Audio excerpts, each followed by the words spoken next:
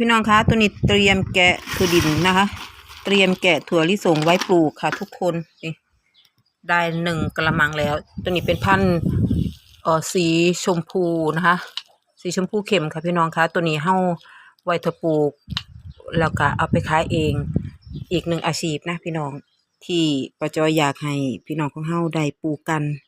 เป็นอาชีพที่ลงทุนหน่อยค่ะพี่น้องอายุเก็บเกี่ยวตัวนี้ก็อยู่ประมาณ3 เดือนเก็บแล้วก็ไปต้มขายคือสิ่งที่ดีคือตัวนี้ปลูกแล้วบ่ได้เปลืองยากำจัดวัชพืชนะพี่น้องเพียงแต่เฮาเอาจอบซับเอาแค่ครั้งเดียวเท่านั้นแล้วที่นี่ต้นของถั่วดินเฮาเนี่ยมันจะปกคลุมพื้นที่บ่ให้มีหญ้า